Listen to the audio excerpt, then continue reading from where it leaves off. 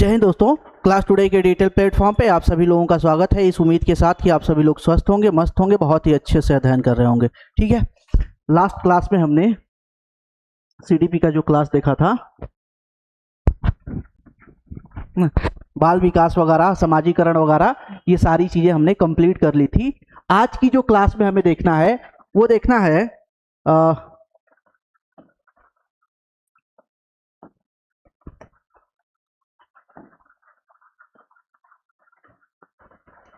अधिगम, अधिगम का मूल्यांकन और अधिगम के लिए मूल्यांकन। ठीक है, पहले तो अधिगम के बारे में देखेंगे।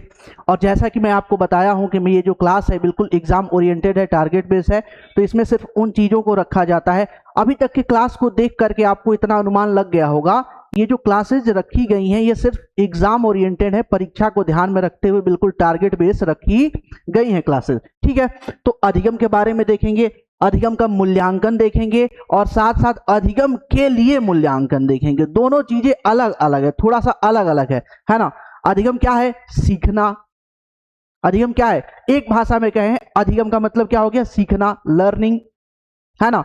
और अधिगम का मूल्यांकन मतलब कि बच्चा कितना सीखा उसका मूल्यांकन। और अधिगम के लिए मूल्यांकन का मतलब हो गया कि बच्चा कितना सीखा ये तो पता चल गया, क्या नहीं सीखा ये भी पता चल जाएगा, तो फिर उसमें सुधार करके फिर से अगले क्लास में उसको ऐड करके और अच्छे तरीके से उसको प्रेजेंट किया जाएगा, ताकि जो बच्चा कमजोर है, जो नहीं सीख पा रहा है, वो भी सही तरीके से सीख पाए। तीनों चीजें हो गई, सीखना, है ना, कितना सीखा इसका मूल्यांकन, और फिर कितना नहीं सीखा उसका भी मूल्यांकन। ये तीनों चीजें यहाँ पे देखी जाएगी फटाफट। ठीक है, वन लाइनर टाइप का है, जैसा कि नेचर क्लास का होता है, जैसा मैं आपको बार बार बता रखा है कि ये क्लास बिल्कुल एग्जाम ओरिएंटेड है, तो लाइन बाय लाइन सिर्फ उन्हीं चीजों की हम बात करते हैं जो सीधे सीधे एग्जाम में आपसे पूछे जाता है। तो अधिगम का सही अर्थ क्या है? तो व्यवहार में अस्थायी परिवर्तन। देखो, अधिगम को अगर, अधिगम लर्निंग को अगर एक शब्द में डिफाइन करना है तो सीखना, सीखना हो गया, है ना। बाकी सीखना क्या है? तो व्यवहार में अपेक्षाकृत, यहां पे याद रखिएगा, व्यवहार में अपेक्षाकृत, अपेक्षाकृत, अपेक्षाकृत अस्थाई परिवर्तन, व्यवहार में अपेक्षाकृत अस्थाई परिवर्तन। ठीक है, अधिगम की प्रक्रिया किससे संबंधित है? तो अधिगम अनुभव के द्वारा, है ना, अनुभव और अभ्यास। किसके द्वारा? अनुभव और अभ्यास के द्वारा जो है कि अधिगम होता है। अधिगम का आधार क्या है? अनुभव, है ना, एक्सपीरियंस है।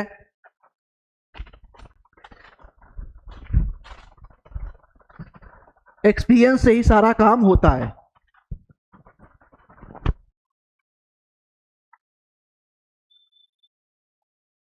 ठीक है, एक्सपीरियंस से ही सारा काम होता है ना। तो चलिए फिर आगे चलते हैं। सीखना व्यवहार में परिवर्तन है, यह कथन किसका है? क्रो का है। क्या है? क्रो एंड क्रो का है ना। यहाँ पे अपेक्षाकृत अस्थाई परिवर्तन कहते हैं, अस्थाई परिवर्तन नहीं मानेंगे, है ना। यहाँ पे जैसे लिखा हुआ है व्यवहार में अस्थाई परिवर्तन। अस्थाई परिवर्तन का मतलब क्या हो गया कि अगर अस्थाई परिवर्तन हमने कह दिया, इसका मतलब कि हमने जो सीखा, हमने जो पढ़ा, क्लास में जो टीचर ने बताया, वह कभी भूलेगा ही नहीं। क्यों? क्योंकि वो अस्थाई हो गया ना, दिमाग में फिट हो गया। ठीक है, लेकिन होता बिल्कुल उल्टा है। क्लास में सारी चीजें समझ में आ जाता है, बच्चे से पूछे समझ में आया, बोला हाँ सर समझ में आ गया, बिल्कुल क्लियर हो गया, सब कुछ बिल्कुल क्लियर हो गया। फिर क्लास से बाहर निकलते ही आधा चीजें गायब, घर पहुंचते पहुंचे 10% बस बचा, बाकी सब गायब। तो अगर अस्थाई होता तो गायब थोड़ी होता, भूलता नहीं, वो दिमाग में बना रहता, लेकिन भूल जाता। इसका मतलब कि अपेक्षाकृत अस्थाई परिवर्तन, जिसके बारे में पहले हमें कुछ नहीं पता था उसके बारे में थोड़ा जान लिए, थोड़ी चीजें अस्थाई हो गई, यानी कि पहले की तुलना में अपेक्षाकृत कुछ चीजें अस्थाई हो गई। पूर्ण चीजें अस्थाई नहीं हुई, लेकिन कुछ चीजें अस्थाई हो गई। ठीक है, अनुभव से जो है कि सीखते हैं, ये किसका कथन है? क्रो एंड क्रो का कथन है। अधिगम की प्रक्रिया में सबसे महत्वपूर्ण कारक क्या है? प्रेरणा, अभिप्रेरणा, इसे अभिप्रेरणा भी बोलते हैं, इसी को अभिप्रेरणा भी बोलते हैं, अभिप्रेरणा। इसी को क्या बोलते हैं, अभिप्रेरणा भी बोलते हैं। अभिप्रेरणा मतलब अंदर से जो है किसी चीज को करने या न करने की इच्छा है, ठीक है। वो बाह्य उद्दीपन से भी आ सकता है, आंतरिक उद्दीपन से भी आ सकता है। अधिगम का एक अलग जो है कि टॉपिक ही रखेंगे, उसमें अधिगम को पूरा डिटेल में जो है कि हम देख लेंगे, ठीक है। अधिगम के बारे में क्या बोलते, सॉरी, अभिप्रेरणा के बारे में एक अलग चैप्टर है पूरा, तो उसको अलग से टॉपिक रखा जाएगा, उसको डिटेल में पूरा देखा जाएगा, थोड़ा सा समझा जाएगा। अधिगम के बारे में कहा जाता है, और अधिगम और क्या बोलते हैं, अभिप्रेरणा के रिलेशन के बारे में बोला जाता है कि motivation is the highway of learning, यानी कि जो अभिप्रेरणा है वह सीखने का राज्य मार्ग है। बिना अभिप्रेरणा का जो है कि सीखना यानी कि अधिगम लर्निंग हो ही नहीं सकता है, ठीक है। अब असिस्टेंट जो है कि असेसमेंट के बारे में थोड़ा सा देख ले, अधिगम के बारे में देख लिए। अधिगम का मूल्यांकन, अधिगम के लिए मूल्यांकन, ये सारी चीजें एक बार देख। अधिगम क्या है, अधिगम एक सतत प्रक्रिया है। सतत मतलब कि लगातार चलने वाली, लगातार चलती है, रुकती नहीं है वो कभी, ठीक है। जिसके माध्यम से शिक्षार्थी ज्ञान, कौशल, दृष्टिकोण और मूल्यों को अनुभव, अभ्यास और चिंतन द्वारा अर्जित करता है। किसके द्वारा करता है, ज्ञान के द्वारा, कौशल के द्वारा, दृष्टिकोण के द्वारा, मूल्यों के को अनुभव के द्वारा, अभ्यास के और चिंतन के द्वारा अर्जित करता है। यानी अनुभव है ना, अभ्यास और चिंतन, अनुभव, अभ्यास और चिंतन, इसके माध्यम से अर्जित करता है। स्वरूप क्या है, तो ये आंतरिक परिवर्तन की प्रक्रिया है। कैसी है, अधिगम आंतरिक परिवर्तन की प्रक्रिया है। केंद्र बिंदु क्या है इसका, तो शिक्षार्थी है यानी छात्र है।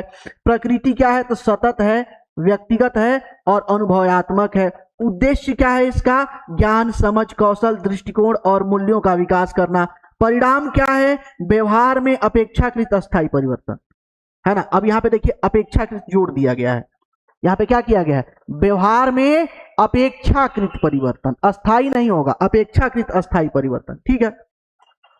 ये सारी बातें हो गई, है ना। अधिगम की प्रक्रिया में देखेंगे तो अधिगम होता है, उसके बाद मूल्यांकन होता है, अधिगम का मूल्यांकन होता है, फिर अधिगम के लिए मूल्यांकन होता है, ठीक है। अधिगम के लिए मूल्यांकन होता है। जैसे क्लास चलता है ना, क्लास चलता है, आप लोगों भी जब क्लास किए होंगे या आप क्लास लेते भी होंगे बच्चों का, तो उसमें क्या होता है, क्लास के जो लास्ट 2-3 मिनट होते हैं वहां पे टीचर पॉज करके अपना जो भी सब्जेक्ट पढ़ा रहा है उसको वहां पे ब्रेक दे करके और जो क्लास चला है उसके बारे में बच्चों से पूछताछ करता है। क्या करता है, पूछताछ करता है। वो ये इसलिए पूछताछ करता है कि बच्चा कितना सीख पाए हैं और कितना नहीं सीख पाए हैं, क्या हमारी स्ट्रेटजी में कोई कमी रही है, हमारे टीचिंग मेथड में कोई कमी रही है, क्या जो विधियां थी जो हमने टीचिंग के लिए मेथड लेके आए थे क्या वो सही थी कि नहीं थी, सही से उसे इंप्लीमेंट कर पाए कि नहीं कर पाए। तो इसके जांच के लिए लास्ट में कुछ क्रॉस क्वेश्चन किया जाता है, वो अधिगम के लिए जो है कि मूल्यांकन होता है, ठीक है। अधिगम का मूल्यांकन क्या है, यह अधिगम की समाप्ति के बाद किया जाने वाला मूल्यांकन है, जिसका उद्देश्य यह जानना है कि शिक्षार्थी ने कितना अधिगम प्राप्त किया, है ना, ए ग्रेड, ठीक है।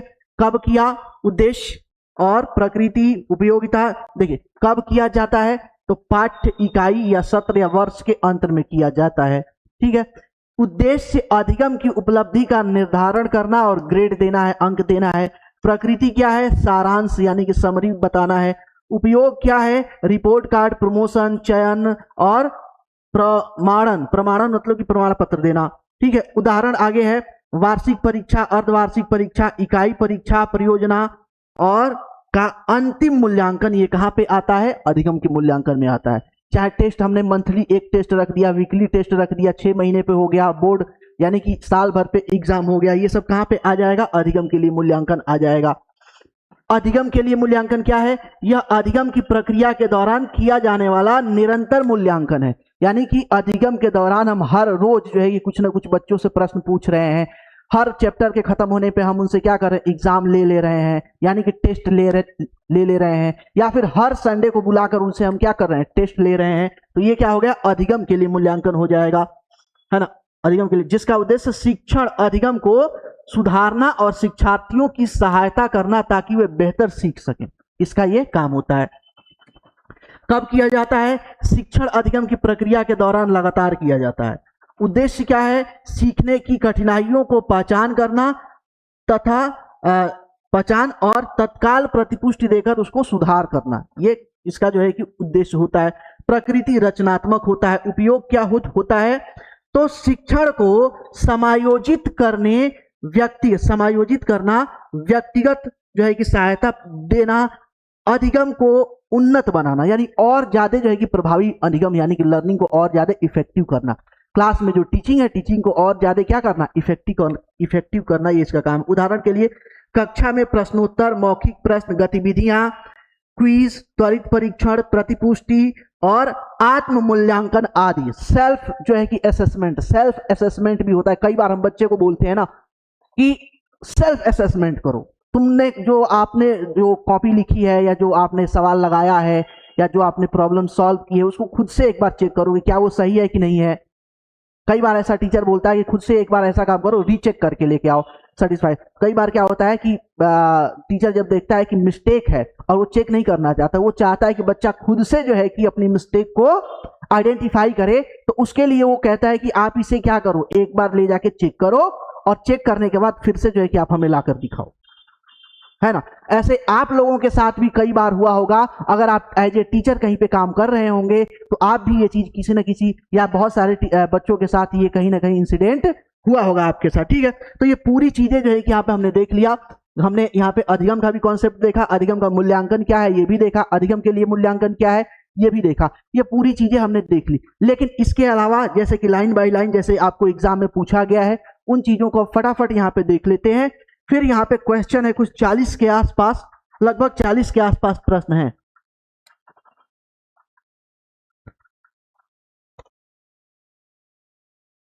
ज्यादा तो प्रश्न नहीं है, बट 40 के आसपास प्रश्न है, उसको देख लिया जाता है। अधिगम का मूल्यांकन, असेसमेंट ऑफ लर्निंग, मुख्यतः किसके लिए किया जाता है? उपलब्धि मापने के लिए। किस लिए किया जाता है? ये उपलब्धि का मापन करने के लिए। असेसमेंट ऑफ लर्निंग उपलब्धि के मापन के लिए किया जाता है।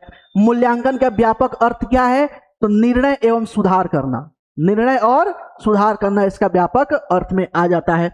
असेसमेंट ऑफ लर्निंग का उद्देश्य क्या है? उपलब्धि का मापन करना। यहाँ पे देखिए सेम चीजें हैं, अलग अलग तरीके से थोड़ा सा पूछ दिया है। असेसमेंट ऑफ लर्निंग का केंद्र क्या है? अंतिम उपलब्धि।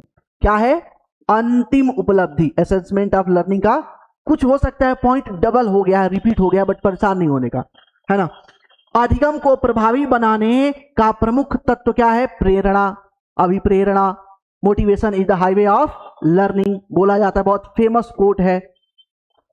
बिना अभिप्रेरणा का, बिना प्रेरणा का लर्निंग जो है संभव है, लेकिन बहुत कम मात्रा में होगा। प्रेरणा बहुत ज्यादा जरूरी है। अधिगम के लिए मूल्यांकन, असेसमेंट फॉर लर्निंग का उद्देश्य क्या है? छात्रों को सुधार हेतु प्रतिक्रिया देना, छात्रों को सुधार हेतु प्रतिक्रिया देना। ठीक है, आगे सीखने के दौरान दी गई प्रतिक्रिया कहलाती है assessment of learning. Assessment of learning, sorry, assessment for learning. Assessment for learning, assessment for learning के लर्निंग में शिक्षक की भूमिका क्या होती है? तो सहायक की या सहयोगी की भूमिका होती है। कैसी भूमिका होती है? सहायक या सहयोगी की भूमिका होती है।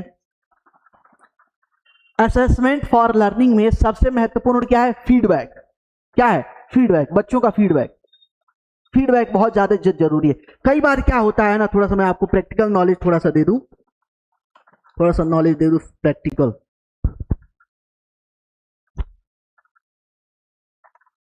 जैसे मेरे को भी पता है आप सारे लोग बीएड बीटीसी किए हुए हैं, है ना, तो कहीं ना कहीं आपका प्रैक्टिस चल रहा होगा, या जो है कि आप तैयारी कर रहे हो घर पे, या कि किसी न किसी कॉलेज में, स्कूल में, कॉन्वेंट स्कूल में, प्राइवेट स्कूल में, कहीं ना कहीं आपने जुड़ा हो, आप लोग जुड़े होंगे और जुड़ करके प्रैक्टिस कर रहे होंगे। ठीक है, तो किसकी बात कर रहे थे हम? असेसमेंट फॉर लर्निंग में सबसे महत्वपूर्ण क्या है? फीडबैक है। हाँ, तो जब कभी भी आप किसी कॉलेज में या स्कूल में या प्राइवेट कोई अच्छा जो है कि अच्छे स्टैंडर्ड का नेशनल या इंटरनेशनल अपने नाम के आगे, या कॉन्वेंट या इंग्लिश आईसीएससी सीबीएसई ऐसे कुछ बोर्ड के जो स्कूल हैं, वहां पे जब आप टीचिंग के लिए एज ए टीचर अपॉइंट होने के लिए जब जाते हो, तो वहां पे आपका प्रॉपर एक इंटरव्यू लिया जाता है। इंटरव्यू लेने के बाद सारी चीजें आपकी इंक्वायरी करने के बाद आपसे एक डेमो कराया जाता है। यहाँ तक कि जो आपका केवीएस है, केवीएस में भी आपको डेमो कराया जाता है, और डेमो कराने के बाद बच्चों से आपका फीडबैक लिया जाता है। बच्चों से फीडबैक लिया जाता है कि आपने देखो, वहां पे तो ऑलरेडी कई सारे स्कूल्स में तो ये भी होता है वहाँ पे ऑलरेडी खुद ही जो है कि या तो वाइस प्रिंसिपल या प्रिंसिपल या कोऑर्डिनेटर कोई ना कोई एक पर्सन होता है जो क्लास में अवेलेबल होता है, ऑलरेडी वहाँ पे बैठा होता है, आपको वो भी बच्चों के साथ वो भी जो है कि क्या बोलते हैं आपका असेसमेंट करता है कि आपने कितना अच्छा पढ़ा है कितना नहीं। फिर बाद में जो है कि बच्चों से भी कई बच्चे होते हैं कि हो सकता है कि वो जो है ना कि बोल कर ना बता पाए, तो उनको फॉर्म दिया जाता है उसमें फिलअप करने के लिए। उसमें अपने कुछ कैटेगरी लिखा होता है कि टीचर की लैंग्वेज कैसी थी, बॉडी लैंग्वेज कैसा था, बातें समझ में आई नहीं समझ में आई, टॉपिक कैसा था, क्लियर था नहीं था, क्या चीजें थी, उसमें पूरी चीजें एक एक करके जो है कि वहां पे नोटिस किया जाता है, वहां पे लिखा जाता है। और लिखे जाने के साथ साथ ही जो है कि वो बच्चों को बांट दिया जाता है सीट और कहा जाता है कि आप इस पे क्या कीजिए, फीडबैक कीजिए। और फीडबैक अगर बच्चों का फीडबैक पॉजिटिव आ गया, अगर बच्चों का फीडबैक पॉजिटिव आ गया है ना, तो आपका अपॉइंटमेंट फिक्स हो जाता है कि आप एज ए टीचर उस इंस्टीट्यूट में अपॉइंट हो जाएंगे। अगर बच्चों का ही जो है कि असेसमेंट अगर निगेटिव आ गया तो फिर तो सवाल ही खत्म हो गया, क्योंकि अब फिर वाइस प्रिंसिपल या जो भी उस इंस्टीट्यूट के इंचार्ज होंगे वो फिर खड़े होंगे, तो फिर और हालत खराब हो जाएगी। तो इसलिए प्रैक्टिस करना बहुत जरूरी है। तो इसलिए आप लोगों के लिए मेरा एक सजेशन रहेगा कि हमेशा देखिए, जरूरी नहीं है कि आप स्कूल में ही पढ़ाएं, कोई बात नहीं, घर पे 4 बच्चों को बिठा लो, ट्यूशन पढ़ाओ, लेकिन प्रैक्टिस में रहो, रनिंग में रहो, है ना। क्योंकि जब एक पर्सन जो रनिंग में है, ऑलरेडी टीचिंग फील्ड में काम कर रहा है, वो जब खड़ा होगा और उसकी बॉडी लैंग्वेज होगी, उसकी जो टोन होगा, उसका जो कॉन्फिडेंस होगा, सामने वाला जो है कि देख करके जज कर लेगा कि हाँ ये पर्सन जो है कि ऑलरेडी कहीं जो है कि प्रैक्टिस में फील्ड में है। और जो आप जो है कि घर बैठे हैं, है ना, प्रॉपर ना तो आपकी प्रॉपर बॉडी लैंग्वेज आएगी, ना आपकी प्रॉपर जो है कि कॉन्फिडेंस आएगा, ना मैटर आपका क्लियर होगा, ना आपकी भाषा क्लियर होगी, तो ये फिर थोड़ी सी समस्या आ जाती है। इसलिए मेरा सजेशन है कि आप हमेशा अपने आप को प्रैक्टिस में रखें। ये प्रैक्टिस में रखना बहुत ज्यादा क्या है, जरूरी चीज है, ठीक है। तो ये फीडबैक का कमाल होता है, फीडबैक बहुत जरूरी होता है। किसके लिए? असेसमेंट फॉर लर्निंग के लिए। जब आप माइक्रो टीचिंग करते हैं ना, तो वहां पे भी फीडबैक, वहां पे डबल फीडबैक आता है, ठीक है। शिक्षक द्वारा तत्काल प्रक्रिया देना किसका उदाहरण है? असेसमेंट ऑफ लर्निंग का उदाहरण है। निम्नलिखित में से कौन सा निर्माणात्मक मूल्यांकन है ना? फॉर्मेटिव असेसमेंट है, कक्षा में चर्चा करना। कक्षा में चर्चा करना क्या है? निर्माणात्मक या फॉर्मेटिव असेसमेंट है। निर्माणात्मक मूल्यांकन, फॉर्मेटिव असेसमेंट का मुख्य उद्देश्य क्या होता है? तो उद्देश्य होता है सीखने में सुधार करना, है ना। कक्षा में क्या हुआ? चर्चा हुआ, है ना। एक टॉपिक दे दिए, एक टॉपिक पे हमने 2 या 3 ग्रुप बना दिए, या मान लीजिए ग्रुप नहीं बन पाया क्लास में, है ना, बच्चे कम हैं, 4-5 ही बच्चे हैं, 5 ही बच्चे हैं, तो 5 अलग अलग अपना डिबेट करेंगे, चर्चा करेंगे। लेकिन मान लीजिए कि 25 बच्चे हैं, 5-5 के 5 हम क्या किए? ग्रुप बना दिए, फिर उसमें क्या किए? डिस्कशन कराए। तो डिस्कशन कराए तो बच्चे एक दूसरे से आपस में भी सीखते हैं। वो देखेगा कि सामने वाला बच्चा कैसे बोल रहा है, वो खड़ा कैसे है, वो भाषा का चयन कैसे कर रहा है, वो अपने तथ्यों को कैसे रख रहा है, वो तर्क कैसे दे रहा है। तो इस आधार पर भी जो बच्चा है उसके अंदर क्या आएगा? सुधार आएगा। तो सीखने में सुधार के लिए चर्चा के लिए बहुत ज्यादा जरूरी है। कई बार क्या होता है कि लोग चर्चा करने में या अपनी बात रखने में कई बार बहुत ज्यादा ओवर एग्रेसिव हो जाते हैं। तो ओवर एग्रेसिव जो नेचर हो जाता है, सडनली क्या होता है? सडनली 2% डायलॉग कर रहे हैं, यानी कि बात कर रहे हैं, है ना, बिना वजह। ऐसा भी नहीं है कि सामने वाला गुस्सा है, नहीं, वो नॉर्मल है, बट वो ऑटोमेटिक जो है कि पता नहीं उसको एंजाइटी टाइप का क्या हुआ, वो सडनली जो है कि हाइपर हो गया, टोन उसका हाई हो गया, सामने वाले को लग रहा है कि गुस्सा में है, बट गुस्से में वो है नहीं, वो उसके बात रखने का अपना तरीका है। तो जब हम क्लास डिस्कशन रखते हैं, कक्षा में चर्चा रखते हैं, तो इसमें क्या होता है? इसमें एक सोशल इन्वायरमेंट क्रिएट होता है। वहां पे पहले जो है कि प्रॉपर इंस्ट्रक्शन आपको दे दिया जाता है कि अपनी जो बात रखना है तर्क के साथ रखना है, तथ्य के साथ रखना है, रेफरेंस देना है, चिल्ला कर नहीं बोलना है, आराम से स्माइल के साथ बोलना है। तो एक वहां पे मैनर जो है कि सोशल मैनर, यानी कि सोशल लेवल पे कैसे आपको बात करना है ना, ये आपको सिखाया जाता है। तो ये क्लास डिस्कशन के थ्रू ही ये चीजें आपको सीखने को मिलती है।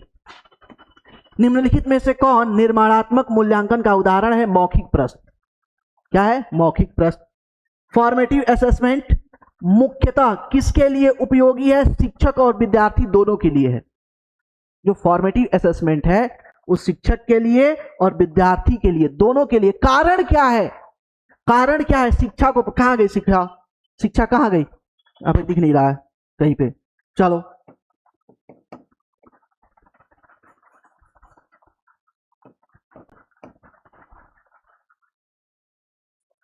क्या हो रहा है? शिक्षा, मैं कुछ और लिख रहा था, बोल कुछ हो रहा था। जो शिक्षा है, जो लर्निंग है, वो लाइफ टाइम चलने वाली एक प्रोसेस है। सतत, लगातार, कॉन्टिन्यूअस जो है कि वो चलती रहती है ना। तो इस क्रम में देखेंगे कि टीचर अगर देखिए, अगर लर्निंग और एजुकेशन लाइफ टाइम चलने वाली जर्नी है तो टीचर भी तो हमेशा सीखेगा। तो जब ये असेसमेंट होगा, फॉर्मेटिव असेसमेंट, तो ये शिक्षक के लिए भी कारगर होगा और शिक्षार्थी के। देखिए, चाहे टेस्ट जो भी हो, भले बुक में कुछ चीजें लिखी गई हैं, कुछ चीजें अंतर बता दिया गया है ना, लेकिन हर एग्जाम से, हर टेस्ट से टीचर का भी असेसमेंट होता है और छात्र का भी असेसमेंट होता है। मान लीजिए बोर्ड एग्जाम हुआ, तो सिर्फ बच्चे का बोर्ड एग्जाम थोड़ी हुआ, वो तो इस इंस्टीट्यूट का, जो कॉलेज है, जो स्कूल है, उसका भी जो है कि बोर्ड एग्जाम हुआ कि भैया आपने साल भर किया क्या है बच्चों के साथ, आपने उन्हें कितना सिखाया है, उनका भी तो हुआ। इसीलिए तो कहा जाता है कि अगर किसी एग्जाम में बच्चा फेल हो जाता है तो बच्चा फेल हो गया, ये दुखद बात नहीं है। ये दुखद बात ये है कि जिस सिस्टम में वो बच्चा पला बढ़ा था, जहां पे सीखा था, वो उस सिस्टम का फेल्योर है कि वो सिस्टम फेल हो गया। बच्चे में फेल होने की कोई संभावना नहीं है, ये बात यहां पे कही जाती है। ये हो गया। और उसके बाद सबमेटिव जो है कि असेसमेंट का दूसरा नाम क्या है? तो संकलनात्मक मूल्यांकन। क्या नाम है हिंदी में? संकलनात्मक मूल्यांकन, इसको पूछा जाता है। सबमेटिव असेसमेंट का उदाहरण क्या है? वार्षिक परीक्षा। जो वार्षिक परीक्षा होती है, बोर्ड एग्जाम होता है, वो सबमेटिव जो है कि एग्जाम का जो है कि पार्ट है ना। उसके बाद डायग्नोस्टिक, एक है डायग्नोस्टिक असेसमेंट का उदाहरण, का उद्देश्य क्या होता है? देखिए, डायग्नोस्टिक जो है कि आपका जो असेसमेंट है, डायग्नोस्टिक असेसमेंट, डायग्नोसिस कब किया जाता है? डायग्नोसिस तब किया जाता है जब किसी पर्सन को बहुत ज्यादा गंभीर समस्या हो गई हो, गंभीर बीमारी हो गई है, तब डॉक्टर बोलता है कि आपका जो है कि डायग्नोसिस करना पड़ेगा, पूरा जो है कि चेक करना पड़ेगा सही से, आप में समस्या कहाँ है, उस समस्या को पता लगाना पड़ेगा, आपको रोग कौन सा है, उस रोग का पता लगाना पड़ेगा, और फिर उसके अकॉर्डिंग जो है कि हम आपको क्या करेंगे? ट्रीट करेंगे। तो वैसे ही टीचिंग फील्ड में जो आपका डायग्नोस्टिक असेसमेंट है, वो डायग्नोस्टिक असेसमेंट क्या होता है कि बच्चे के अंदर कौन सी समस्या है। जैसे सडनली क्या होता है कि किसी कारण से, हो सकता है वो फैमिली कारण हो सकता है उसका अपना फिजिकल कारण हो सकता है उसका अपना मेंटल कारण हो सकता है उसका कोई स्ट्रेस हो, कोई बात हो, कोई रीजन हो, सडनली किसी बच्चा, जो नॉर्मल बच्चा है, जो अच्छी उसकी जो है कि लर्निंग चल रही है, उसका जो लर्निंग ग्राफ है वो अच्छा जो है कि बढ़ रहा है, सडनली उसमें लर्निंग प्लेट्यू बनने लगता है, यानी वो लर्निंग सीखता ही नहीं है, उसमें समस्या आ जाती है।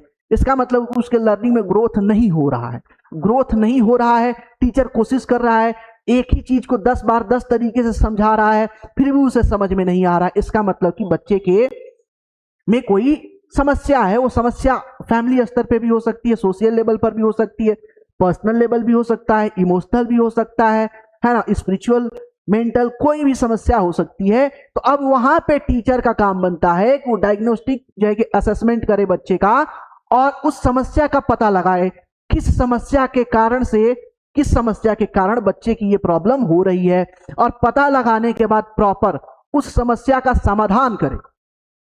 समाधान करने के बाद दूसरे लेवल पे बच्चे को क्या करे? मोटिवेट करे, करे टेंशन, तुम वही हो ना, साल भर पहले जो है कि पिछले एग्जाम में याद करो तुम क्या किए थे, पूरे स्कूल में, पूरे कॉलेज में, पूरे इलाके में, पूरे डिस्ट्रिक्ट में टॉप आए थे, तुम्हें कोई समस्या है ही नहीं, थोड़ा सा मेहनत करो हो जाएगा, थोड़ा सा मोटिवेट करो, थोड़ा सा अपना टीचिंग स्ट्रेटजी चेंज करो, बच्चे को और बेहतर तरीके से, विजुअल तरीके से, और उसे एक्स्ट्रा अच्छा जो है कि अनुभव कराते हुए, अच्छे टीचिंग अनुभव देते हुए उसे फिर से लर्निंग शुरू कराओ, फिर से वो क्या हो जाएगा, उसमें ग्रोथ आ जाएगा।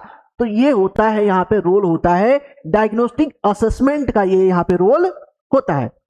अधिगम का सबसे महत्वपूर्ण लक्ष्य क्या है, व्यवहार में परिवर्तन, ये ऑलरेडी आपको बता चुके हैं।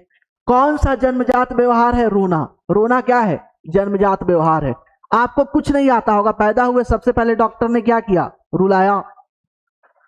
और जो बच्चा नहीं रोएगा, तो जो बच्चा पैदा होता है रोएगा नहीं, फिर उसके घर वाले रोएंगे, सिंपल सी बात है। तो इसीलिए जब बच्चा पैदा होता है तो उसका साफ सफाई करने के बाद उसको ठोक पीट करके, उसे पैर से झटकार उटकार करके, कैसे करके बच्चे को रोया जाता है, ताकि पता चले कि बच्चे स्वस्थ है, बच्चा स्वस्थ है। जो बच्चा पैदा होता है तो पैदा होने के पहले जो उसके 1 मिनट है, 1 मिनट, जो 1 मिनट है, इसे गोल्डन पीरियड बोलते हैं। Golden period, golden period of child, newborn baby के लिए। इसमें बच्चा अगर स्वस्थ है तो आगे हम उसकी कोई भी दिक्कत होगी, कोई भी प्रॉब्लम होगी, कोई भी समस्या होगी, हम उसे टेकल कर लेंगे। जब यहीं पे समस्या आ गई तो फिर समस्या क्या हो जाती है, गंभीर हो जाती है। यहां पे अगर कोई समस्या दिख गई बच्चे के अंदर, तो फिर इसका मतलब ये हो गया कि वो समस्या क्या है, बहुत ज्यादा सीरियस है। वो समस्या क्या है, बहुत ज्यादा सीरियस है ना। ठीक है, चलिए आगे चलते हैं। अधिगम के लिए मूल्यांकन कब किया जाता है, सीखने की प्रक्रिया के दौरान। अधिगम के लिए मूल्यांकन सीखने की प्रक्रिया के दौरान किया जाता है। अधिगम का मूल्यांकन सामान्यतः कब किया जाता है, शिक्षण के अंत में। जब आपका सेमेस्टर खत्म हो जाएगा, ईयर का एजुकेशन खत्म हो जाएगा, तब वो किया जाएगा। कौन अधिगम का लक्ष्य नहीं है, तो जन्मजात व्यवहार अधिगम का लक्ष्य नहीं है। जन्मजात व्यवहार अधिगम का लक्ष्य नहीं होता है।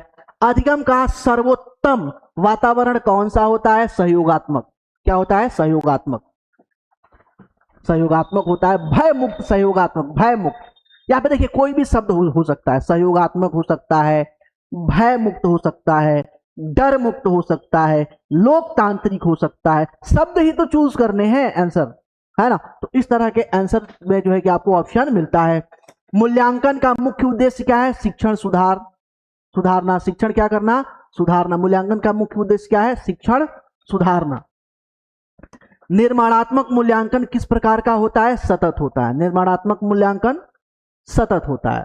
सतत एवं व्यापक मूल्यांकन, है ना, जिसको CCE बोलते हैं, का उद्देश्य क्या है, समग्र विकास को सुनिश्चित करना। बच्चे के समग्र विकास को या ऑलराउंड डेवलपमेंट को या बहुमुखी विकास को क्या करना, सुनिश्चित करना।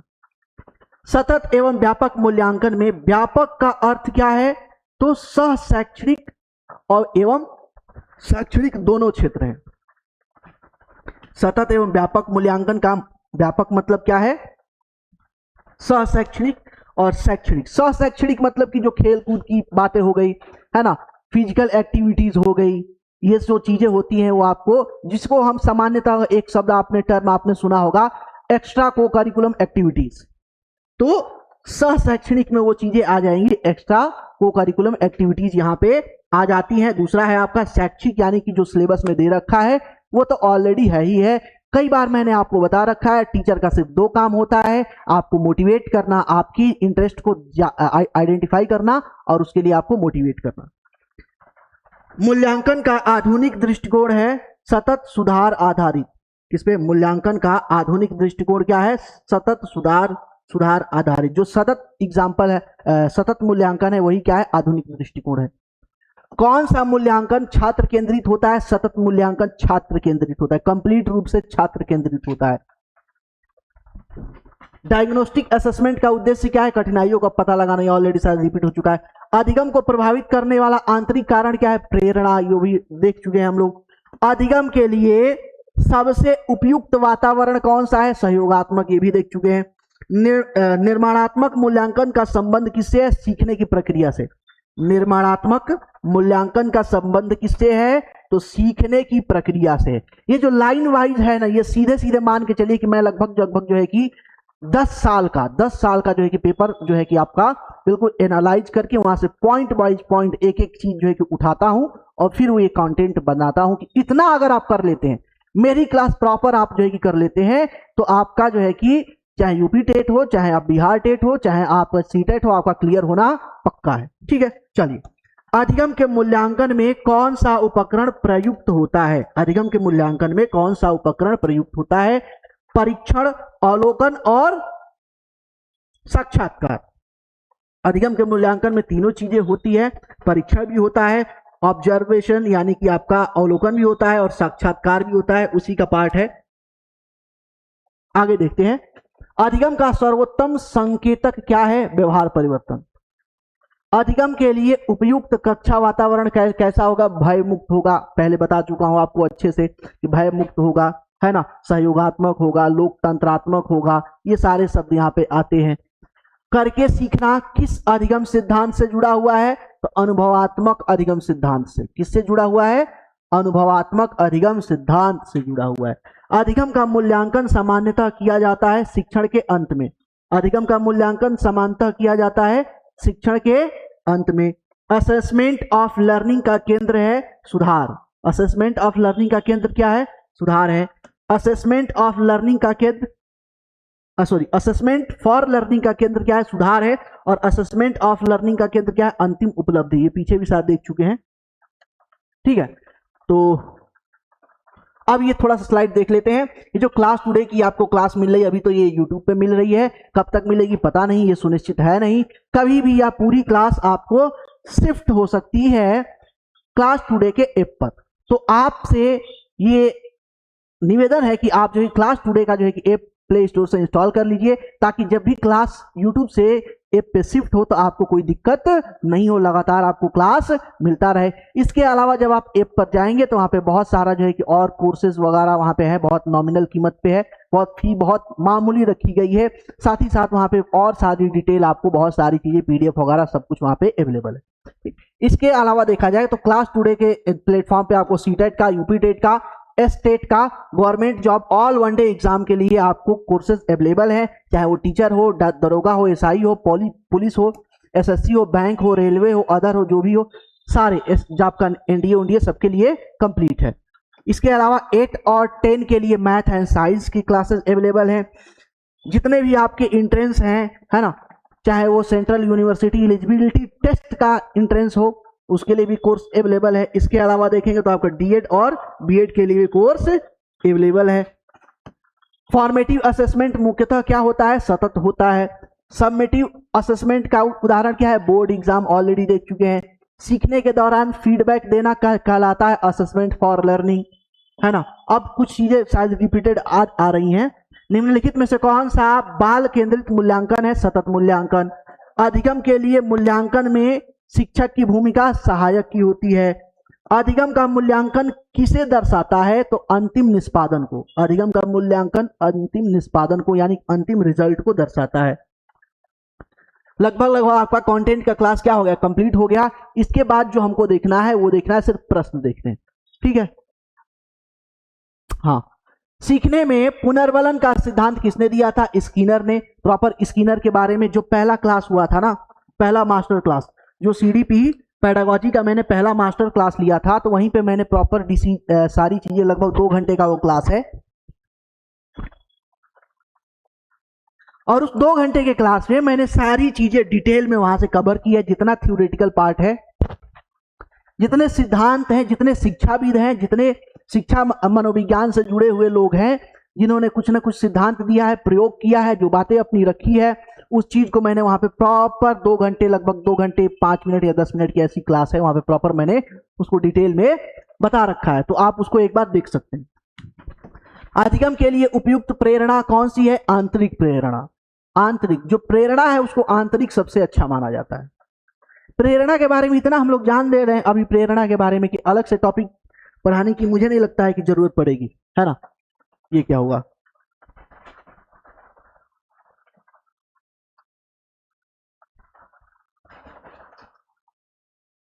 ओ, एक इसमें पट्टी आ गई है, कोई बात नहीं, चलो आगे, ठीक है। अधिगम का सही अर्थ क्या है? ये अलग अलग तरीके से सेम प्रश्न पूछा गया है। अधिगम का सही अर्थ क्या है? अधिगम का सबसे महत्वपूर्ण लक्ष्य क्या है? तो व्यवहार में अस्थायी परिवर्तन क्या है, व्यवहार में अपेक्षाकृत ये नहीं जोड़ते हैं, ये चीज गलत है, अपेक्षाकृत जोड़ना चाहिए, अपेक्षाकृत अस्थायी परिवर्तन। ठीक है, अभी हमने प्रॉपर इसको डिस्कशन में देखा है ना। अधिगम की प्रक्रिया किससे संबंधित है, केवल विद्यालय से नहीं, केवल विद्यालय से नहीं है, केवल शिक्षक से, केवल शिक्षक से भी नहीं है, केवल पुस्तक से नहीं, अनुभव और अभ्यास से संबंधित है। किससे संबंधित है, अनुभव और अभ्यास से संबंधित है।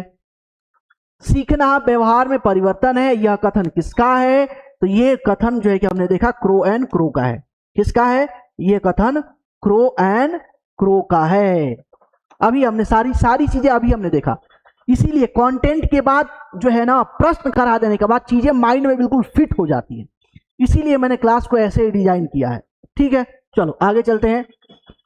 अधिगम को प्रभावी बनाने का मुख्य तत्व क्या है, दंड है। देखो आज के टाइम में जो दंड है ना, दंड, उसको नकारात्मकता के जो है कि साइड रखा जाता है और कोशिश की जाती है कई बार जो है कि आपको, जो आप अच्छे स्टैंडर्ड के स्कूल में जाएंगे, वहां पे एज ए टीचर जाएंगे, तो शायद वहां पे जो है कि कई स्कूलों में पहले क्लियर आपको इंस्ट्रक्शन दे दिया जाता है कि बच्चे को बहुत ज्यादा डराना धमकाना मारना पीटना नहीं है ना।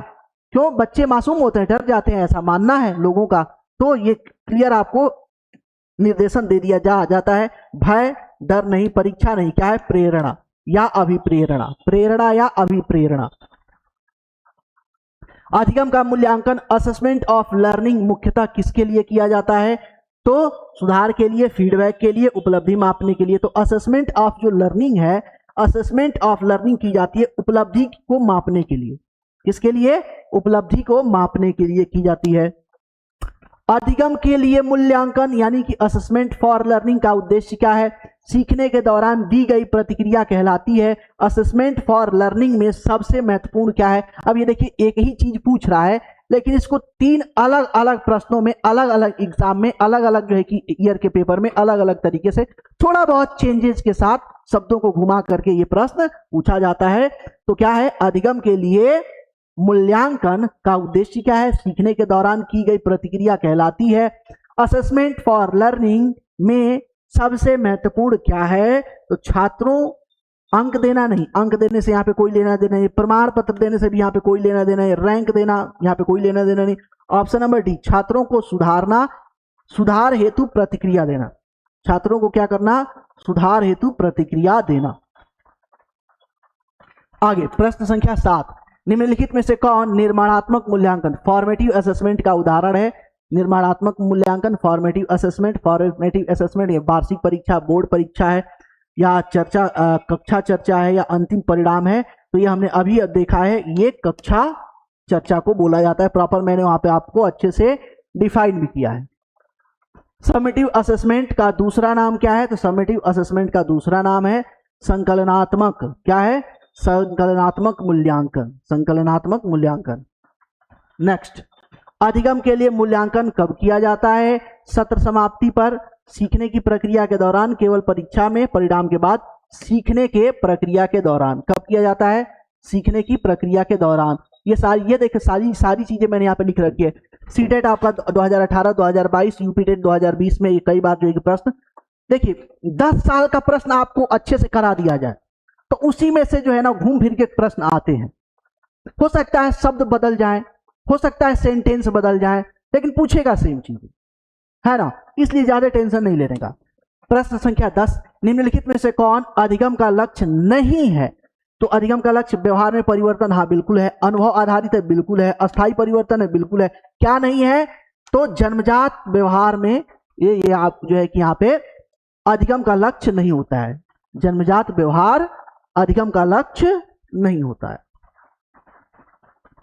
प्रश्न संख्या 11, मूल्यांकन का मुख्य उद्देश्य क्या है, दंड देना, तुलना करना, शिक्षा सुधार करना, समय भाई समय व्यतीत करना, टाइम पास करना, ये दंड देना अभी मैंने बताया, तुलना करना नहीं। क्या है, ऑप्शन नंबर सी, शिक्षा में या शिक्षण में सुधार करना, शिक्षण में सुधार करना। सतत एवं व्यापक मूल्यांकन, है ना, कंटिन्यूअस एंड कॉम्प्रिहेंसिव इवैल्यूएशन का उद्देश्य क्या है, समग्र विकास, केवल परीक्षा, केवल अंक, रैंक, ये है समग्र विकास, ऑल राउंड डेवलपमेंट की बात करता है, ऑल राउंड बहुमुखी विकास की बात करता है। डायग्नोस्टिक असेसमेंट का उद्देश्य क्या है? अंक देना नहीं, अंक देना अब अभी मैंने बताया। कठिनाइयों का पता लगाना, क्या करना? कठिनाइयों या समस्या का पता लगाना, पता लगाने के बाद उसका समाधान करना, समाधान करने के बाद बच्चे को मोटिवेट करना, फिर से उसे पहले कंडीशन में लेकर जाना, ये उद्देश्य होता है। नेक्स्ट 26, अधिगम को प्रभावी करने वाला आंतरिक कारक है। अधिगम को प्रभावी करने वाला आंतरिक कारक या अधिगम को प्रभावी बनाने वाला आवश्यक कारक क्या है? तो प्रेरणा है। प्रेरणा, ये ऑलरेडी हमने आपको बताया। अधिगम के लिए सबसे उपयुक्त वातावरण कौन सा है? भय मुक्त वातावरण। भय मुक्त वातावरण। देखो, दंडात्मक बच्चा डरेगा, कठोर होगा बच्चा डरेगा, है ना। सहयोगात्मक, सहयोगात्मक भी ठीक है। अधिगम के लिए उपयुक्त वातावरण कैसा है? भय मुक्त, ठीक है। भय मुक्त, भय मुक्त हटा देते हैं, हटा दें, डी रखते हैं, क्योंकि जब सहयोगात्मक हो जाएगा तो भय मुक्त मतलब ऑलरेडी उसमें आ जाएगा, है ना, तो डी होगा करेक्ट। 16, निर्णयात्मक मूल्यांकन का संबंध है अंतिम उपलब्धि से। प्रमाण पत्र से, प्रतियोगिता से, सीखने की प्रक्रिया से। किससे है? ये बातें यहाँ पे की जा रही है ना। ये है आपका निर्माणात्मक मूल्यांकन का संबंध है अंतिम उपलब्धि से नहीं, प्रमाण पत्र से नहीं, प्रतियोगी से नहीं, सीखने की प्रक्रिया से। किससे है? सीखने की प्रक्रिया से। 29, अधिगम के मूल्यांकन में कौन सा उपकरण प्रयुक्त होता है? अधिगम के मूल्यांकन में कौन सा उपकरण प्रयुक्त होता है? परीक्षण, अवलोकन, साक्षात्कार, उपरोक्त सभी। अभी हमने देखा ये सभी होता है। अधिगम के मूल्यांकन में परीक्षण भी होता है ना, अवलोकन भी होता है, साक्षात्कार भी होता है, ये सारा कुछ होता है, सब कुछ होता है। नेक्स्ट क्वेश्चन, अधिगम का सर्वोत्तम संकेतक क्या है? रटना, व्यवहार में परिवर्तन, परीक्षा परिणाम नहीं, परीक्षा परिणाम जरूरी नहीं है, व्यवहार में परिवर्तन। कई बार जो है ना, कई बार क्या होता है, परीक्षा परिणाम चौंका देता है, जिससे हम एक्सपेक्ट करते हैं वो टॉप करेगा, वो एवरेज आ जाता है। जो किसी कॉर्नर में बैठा है पूरे साल, कभी वो उसका नाम नहीं आया, कभी वो खड़ा नहीं हुआ, कभी वो बोला नहीं, पार्टिसिपेट नहीं किया, वो टॉप कर गया। उसमें देखो यहाँ पे जो है ना, परीक्षा परिणाम बहुत सारी चीजों, मेन जो उसका डिपेंडेंट होता है वो हैंड राइटिंग बहुत ज्यादा रिप्रेजेंट करती है इसको। 19 नंबर, अधिगम का मूल्यांकन सामान्यतः किया जाता है। अधिगम का मूल्यांकन शिक्षण पूर्व, शिक्षण के दौरान, शिक्षण के अंत में, अवकाश में, ये किया जाता है आपका। कब किया जाता है? तो ये किया जाता है शिक्षण के अंत में। कब किया जाता है? शिक्षण के अंत में किया जाता है। सबमिटिव असेसमेंट का उदाहरण है, निम्न में से कौन सबमिटिव इवैल्यूएशन या असेसमेंट है ना। वार्षिक परीक्षा है, कक्षा चर्चा है, गृह कार्य है, परियोजना कार्य है। तो ऑलरेडी मैंने आपको बहुत अच्छे तरीके से बताया है कि जो वार्षिक एग्जाम है ना, जो ईयरली जो बोर्ड एग्जाम होता है या जो आपका सेमेस्टर एग्जाम होता है, वो सबमिटिव इवैल्यूएशन या सबमिटिव असेसमेंट का पार्ट है। असेसमेंट फॉर लर्निंग का संबंध किससे? परिणाम से, सुधार से। सुधार से किससे है? सुधार से। नेक्स्ट, असेसमेंट ऑफ लर्निंग का केंद्र, या दूसरा है असेसमेंट ऑफ लर्निंग का मुख्यतः किसके लिए किया जाता है? सीसेट 19-20 में पूछा गया है। सीखने की प्रक्रिया, प्रेरणा, सहयोग, अंतिम उपलब्धि, किसके बारे में किया जाता है? ये किया जाता है असेसमेंट, है ना, अंतिम उपलब्धि के लिए। किसके लिए? अंतिम उपलब्धि के लिए। निर्णयात्मक मूल्यांकन किस प्रकार का होता है? सतत होता है, वार्षिक होता है, अंतिम होता है, या बाह्य होता है? तो इसके बारे में हम बहुत अच्छे से देखे हैं डिस्कस करते हुए। सतत होता है। कैसा होता है? सतत होता है, सतत होता है। नेक्स्ट, कौन सा जन्मजात व्यवहार है? लिखना, रोना जन्मजात व्यवहार है। रोना क्या है? जन्मजात व्यवहार है। अधिगम का सर्वोत्तम वातावरण कौन सा है? या दूसरा प्रश्न है, अधिगम के लिए उपयुक्त कक्षा वातावरण होना चाहिए। कैसा होना चाहिए? कठोर नहीं होना चाहिए, सहयोगात्मक, दंडात्मक, भयमुक्त। अच्छा, ये ऑलरेडी रिपीटेड हो गया है क्या प्रश्न, है ना। सहयोगात्मक,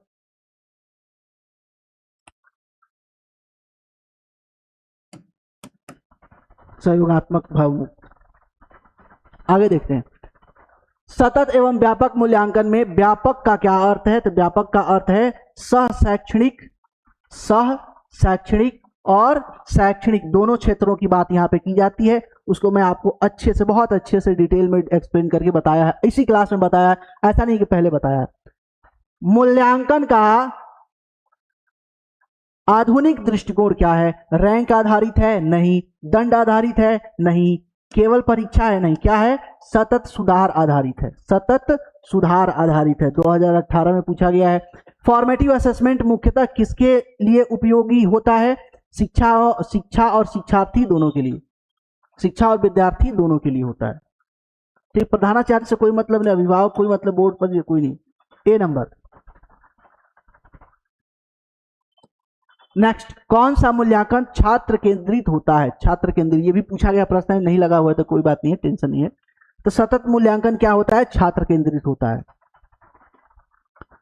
करके सीखना किस अधिगम सिद्धांत से जुड़ा हुआ है? प्रयत्न एवं भूल से, अनुभवात्मक सिद्धांत से। कैसे है? अनुभवात्मक सिद्धांत या लर्निंग का अनुभवात्मक सिद्धांत से जुड़ा हुआ है। मूल्यांकन का व्यापक अर्थ है केवल परीक्षा, केवल अंक, निर्णय एवं सुधार। क्या? निर्णय और सुधार व्यापक अर्थ है मूल्यांकन का। अधिगम का मूल्यांकन किस प्रकार होता है? सुधारात्मक होता है, अंतिम होता है, सतत होता है, निदानात्मक होता है। अधिगम का मूल्यांकन कैसा होता है? तो अधिगम का मूल्यांकन आपका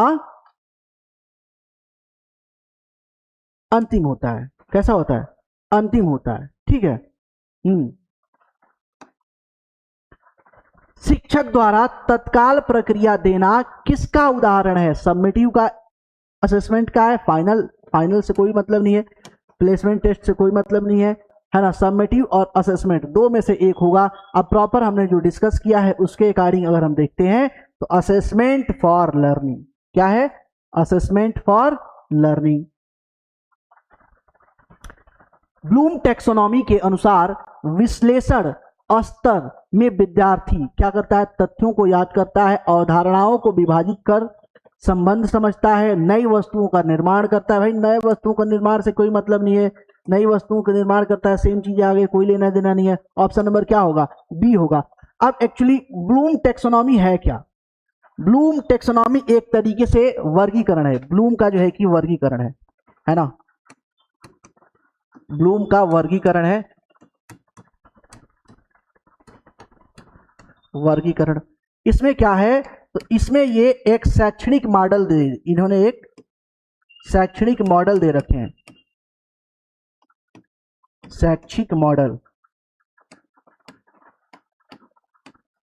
दे रखे हैं, है ना। ठीक है। सीखने के उद्देश्य के बारे में बता रखा है और उसमें कौशल का वर्गीकरण किया है। किसका? कौशल का।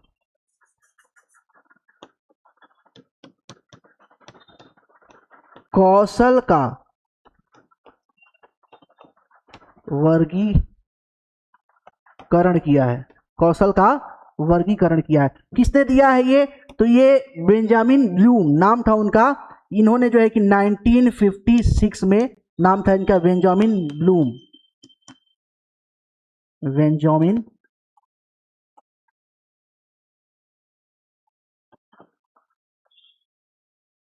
ब्लूम।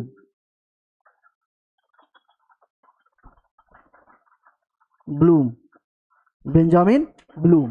ठीक है। इन्होंने ये सारा कार्यक्रम दिया है, उसमें कौशल विकास के बारे में वर्गीकृत किया है, कैसे कैसे किस स्तर पे कौन से कौशल का विकास होता है बच्चों में, ये बातें की गई है उसमें। जब शिक्षक बच्चों की त्रुटियों का विश्लेषण करके देखता है तो यह कहलाता है। जब बच्चे का जो त्रुटि है, जो उसमें गलतियां हो रही है, जब शिक्षा इसका जो है कि शिक्षक इसको अच्छे से देखता है तो इसको क्या बोला जाता है? Summative assessment, assessment of learning, diagnostic एवं फॉर्मेटिव असेसमेंट। ये है आपका डायग्नोस्टिक एंड फॉर्मेटिव असेसमेंट। क्या है? Diagnostic and formative assessment. C number 35 का। ठीक है। कॉन्टिन्यूअस एंड कॉम्प्रिहेंसिव इवेल्युएशन में कॉम्प्रिहेंसिव शब्द का अर्थ क्या है? केवल शैक्षणिक उपलब्धि, केवल लिखित, केवल शैक्षणिक गतिविधियां, संपूर्ण व्यक्तित्व का मूल्यांकन। संपूर्ण व्यक्तित्व का मूल्यांकन क्या आ जाएगा यहाँ पे? संपूर्ण व्यक्तित्व का मूल्यांकन। नेक्स्ट है ब्लूम टैक्सोनॉमी इवैल्यूएशन स्तर का संबंध किससे है? तथ्यों को याद करने से है, तुलना एवं निर्णय करने से है, जानकारी एकत्र करने से है, अवधारणाओं को पहचान करने से है। किससे है भैया? ये है आपका तुलना एवं निर्णय करने से। किससे है? वर्गीकरण कब होगा? जब हम तुलना करेंगे और तुलना करके निर्णय करेंगे तो वहां पे वर्गीकरण देखने को मिलेगा। इस क्लास का अंतिम प्रश्न इस तरीके से ये समाप्त हो जाएगा क्लास। यदि शिक्षक विद्यार्थियों को स्वयं अपनी प्रगति जांचने का अवसर देता है तो इसे क्या बोलते हैं? स्वयं सेल्फ असेसमेंट। क्या बोलते हैं? Self assessment. तो सारी चीजें हमने प्रॉपर जो है कि आपको वहां पे देख लिया था, है ना। जो कॉन्सेप्ट था वहां पे हमने सब कुछ देख लिया था। ठीक है, तो इस क्लास को ज्यादा से ज्यादा शेयर कीजिए। अगर कोई आपका सजेशन है तो बता सकते हैं। साथ ही साथ किसी स्पेशल टॉपिक पे अगर आप लेक्चर चाहते हैं तो वो भी कमेंट बॉक्स में आप बता सकते हैं। हम हमेशा जो है कमेंट बॉक्स चेक करते हैं। अगर आपका कोई ऐसा टॉपिक आता है जिस पे आप वीडियो लेक्चर चाहते हैं तो उस पर हम प्रॉपर आपको वीडियो बना के अवेलेबल कर देंगे। ठीक है, तो आज की क्लास में इतना ही। मिलते हैं आपसे नेक्स्ट क्लास में। आज के लिए धन्यवाद।